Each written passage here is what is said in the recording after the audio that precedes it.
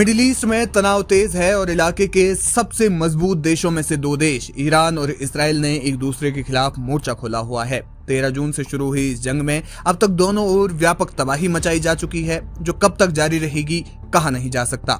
इस युद्ध में अब तक सबसे ज्यादा मिसाइलों और ड्रोन्स से हमला किया जा चुका है, लेकिन जहां इसराइल ने अपने लड़ाकू विमानों से हमला किया तो वहीं दूसरी ओर ईरान ने अब तक अपने जंगी हवाई जहाजों यानी फाइटर जेट्स का इस्तेमाल नहीं किया है। इसके कई कारण बताए जा रहे हैं जिनकी हम चर्चा करेंगे। इसलिए इस वीडियो में हम जानेंगे कि ईरान अपने लड़ाकू विमानों का इस्तेमाल इसराइल के खिलाफ क्यों नहीं कर रहा है। इसराइल के पास दुनिया की सबसे आधुनिक हवाई रक्षा में से एक है, यानी इसराइल की वायुसेना बेहद खतरनाक और अत्याधुनिक तकनीकी से लैस है। इसमें F-15, F-16 और F-35 जैसे उन्नत फाइटर जेट शामिल हैं। इसके अलावा इनमें लगने वाली आधुनिक मिसाइलें भी हैं। वहीं दूसरी ओर ईरान की वायुसेना वक्त से पीछे चल रही है, जिसमें 1970 और 80 के दशक के लड़ाकू विमान हैं जिन्हें करीब 50 साल हो चुके हैं, जैसे MiG-29, F-14 और मिराज। इन्हें ज्यादातर देश रिटायर करने की तैयारी कर रहे हैं या फिर रिटायर कर चुके हैं। अगर ईरान के ये विमान इसराइली एयर स्पेस में दाखिल होते हैं तो आयरन डोम और डेविड स्लिंग जैसे एयर डिफेंस सिस्टम इन्हें आसानी से निशाना बना सकते हैं। इसके अलावा दोनों देशों के बीच की दूरी भी इसमें अहम है, जो कम से कम 1500 से 2000 किलोमीटर है। इतनी लंबी दूरी में सैन्य ऑपरेशन चलाने के दौरान विमानों को फ्यूल की जरूरत होती है। हवा में ईंधन की आपूर्ति करना इनके लिए खतरा हो सकता है, क्योंकि इस दौरान ट्रैक होने का पूरा जोखिम रहता है। वहीं ईरान और इसराइल के बीच में कई देश भी पड़ते हैं। Aim right, achieve big. At KR Mangalam University, we provide you the platform to turn your dreams into reality. At KR Mangalam University. Iran अगर अपने लड़ाकू विमानों के जरिए इसराइल पर हमला करता है तो उसे इराक, सीरिया, जॉर्डन या सऊदी अरब के हवाई क्षेत्र से गुजरना होगा। पश्चिमी प्रभाव के कारण इन देशों के रिश्ते ईरान से उतने अच्छे नहीं हैं और वे अपने हवाई क्षेत्र का इस्तेमाल ईरान को सैन्य उद्देश्यों के लिए करने भी नहीं देंगे।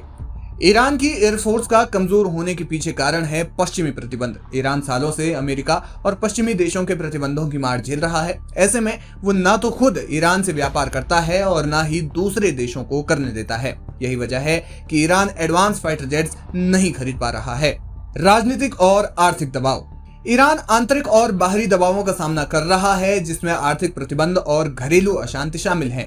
देश में एक बड़ा तबका शासन से नाराज है और अपने पड़ोसी देशों से भी उसके रिश्ते इतने अच्छे नहीं हैं या फिर स्थिर हैं। ऐसे में फाइटर जेट से हमला करने जैसे बड़े सैन्य अभियान से युद्ध का दायरा बढ़ सकता है, जिसके लिए ईरान तैयार नहीं है। इसके बजाय वो मिसाइल हमलों और प्रॉक्सी समूहों के जरिए जवाबी कार्रवाई को प्राथमिकता देता है, ताकि सीधे टकराव को टाला जा सके। लेकिन ईरान को अपनी ये कमी पता थी, इसलिए उसने महारत हासिल की ड्रोन और मिसाइल टेक्नोलॉजी में। ईरान के ड्रोन्स बाकी देशों की तुलना में सस्ते भी हैं और ज्यादा मारक क्षमता भी रखते हैं। यही वजह है कि ईरान बिना किसी झिझक के इसराइल पर एक साथ सैकड़ों ड्रोन्स बरसा रहा है। दूसरी ओर ईरान की मिसाइल टेक्नोलॉजी भी कई विकसित देशों से अच्छी मानी जाती है। प्रतिबंधों के बाद उसने क्रूज मिसाइलें, बैलिस्टिक मिसाइलों और हाइपरसोनिक मिसाइलों का निर्माण खुद किया। नतीजा ये हुआ कि ईरान घर पर ड्रोन और मिसाइलें बनाना सीख गया, जो न सिर्फ सस्ती है बल्कि जीपीएस और आईएनएस गाइडेंस का इस्तेमाल इसमें होने से सटीक मारक क्षमता इनकी बढ़ गई है। ईरान के ड्रोन्स एआई लेस हैं और लक्ष्यों तक सटीक हमले कर सकते हैं। इसराइल और ईरान की जंग में ईरान ने अपनी मिसाइल और ड्रोन्स की ताकत दिखाई है, जिसने इसराइल के एयर डिफेंस सिस्टम को भी मात दी है। यही वजह है कि ईरान अपने लड़ाकू विमानों का इस्तेमाल नहीं कर रहा है।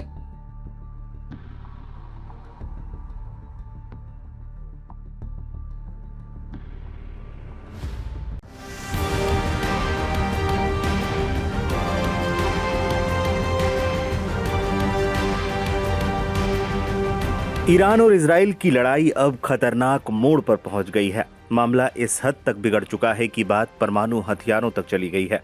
इसको लेकर दुनिया भर में चिंता खड़ी हो गई है। इजराइल का पूरा मुद्दा भी इसी बात पर है कि ईरान परमाणु बम बनाने के काफी करीब है और अगर वो इसे बना लेता है तो इजराइल के अस्तित्व पर संकट आ जाएगा। दोनों देशों के बीच जारी युद्ध के बीच रूस के राष्ट्रपति व्लादिमीर पुतिन ने ईरान को एक चौंकाने वाला प्रस्ताव दिया है। TV9 की रिपोर्ट की माने तो पुतिन चाहते हैं कि ईरान अपना यूरेनियम रूस को सौंप दे, ताकि इस तनाव भरे माहौल में किसी भी तरह की एटमी तबाही से बचा जा सके। रिपोर्ट में यह भी दावा किया गया है कि ऐसा प्रस्ताव ईरान को रूस पहले भी दे चुका है, लेकिन अब जब जंग काफी भयानक रूप लेता जा रहा है और काफी तेज हो गया है तो इस प्रस्ताव को रूस ने एक बार फिर रखा है। ईरान इजराइल जंग और परमाणु खतरा। बीते दिनों इजराइल ने तेहरान के कई न्यूक्लियर ठिकानों पर हमले किए। इजराइल का दावा है कि इन हमलों का मकसद ईरान को परमाणु बम बनाने से रोकना था। इस दौरान कई न्यूक्लियर साइंटिस्ट को भी मार दिया गया। जवाबी कार्रवाई में ईरान ने भी मिसाइलों की बौछार कर दी है, जिसके बाद से दोनों देशों के बीच युद्ध काफी तेज हो गया है। इजराइल लगातार ईरान के परमाणु ठिकानों को निशाना बना रहा है। दावा तो ये तक है कि उसने कई परमाणु ठिकानों को अब तक तबाह कर दिया है। ईरान इजराइल के बीच पुतिन बनना चाहते हैं मध्यस्थ।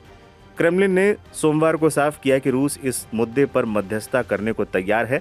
इससे पहले अमेरिका के राष्ट्रपति डोनाल्ड ट्रंप ने भी पुतिन को मध्यस्थ बनाने का सुझाव दिया था। ट्रंप ने खुद इसकी जानकारी दी थी। ट्रंप ने कहा था कि राष्ट्रपति पुतिन ने मुझे जन्मदिन की शुभकामनाएं देने के लिए फोन किया था। इस दौरान ईरान को लेकर भी बात हुई। Aim right, achieve big. At KR Mangalam University, we provide you the platform to turn your dreams into reality. At KR Mangalam University. Trump ने अपने ट्रूथ सोशल अकाउंट पर लिखा, पुतिन को लगता है और मैं भी ये चाहता हूं कि इजराइल ईरान में ये युद्ध खत्म होना चाहिए, जिसके बारे में मैंने समझाया भी है। हम ईरान और इजराइल के बीच आसानी से डील करके इस खूनी संघर्ष को खत्म कर सकते हैं। अब IAEA को जानकारी नहीं देगा ईरान। ईरान ने संयुक्त राष्ट्र की न्यूक्लियर एजेंसी IAEA को कहा है कि अब वो अपने एटमी कार्यक्रम की सुरक्षा से जुड़ी कोई नई जानकारी साझा नहीं करेगा। ईरान का कहना है कि जब तक ठिकानों पर हमले हो रहे हैं और IAEA चुप है, तो उसे भी अब IAEA को कोई अपडेट देना जरूरी नहीं लगता। ईरान के मुताबिक ये कदम सिर्फ अपने परमाणु ठिकानों की सुरक्षा के लिए उठाए जा रहे हैं। इससे पहले ईरान ने अमेरिका के साथ जारी न्यूक्लियर डील पर बातचीत को भी बेमानी करार दे दिया था। ईरान ने साफ तौर पर कहा था कि बिना अमेरिका की मदद से इजराइल इतना बड़ा हमला कर ही नहीं सकता और ऐसे हालात में इस बातचीत का कोई मतलब नहीं है। इजराइल और ईरान में युद्ध हुआ और तेज। इजराइल और ईरान के बीच मिसाइल हमले, साइबर युद्ध और प्रॉक्सी ग्रुप्स के जरिए झड़पें तेज हो गई हैं। सोमवार को इजराइल ने तेहरान में कई अहम ठिकानों पर निशाना बनाया था, जिनमें सरकारी मीडिया स्टूडियो तक शामिल थे। इजराइल ने फिर कहा है कि ईरान परमाणु बम बनाने के बेहद करीब पहुंच चुका है, जो इजराइल के लिए बड़ा खतरा हो सकता है। इस जंग में अब तक 200 से ज्यादा ईरानियों और 20 से ज्यादा इजरायली लोगों की मौत हो चुकी है। 4 दिनों से जारी इस जंग के खत्म होने के आसार फिलहाल तो दिखाई नहीं दे रहे हैं। इजराइल के प्रधानमंत्री बेंजामिन नेतन्याहू ने भी तेहरान को बड़े हमलों की धमकी दी है। वहीं ईरान ने भी इजराइल को दिन में रात बना देने की चेतावनी दी है।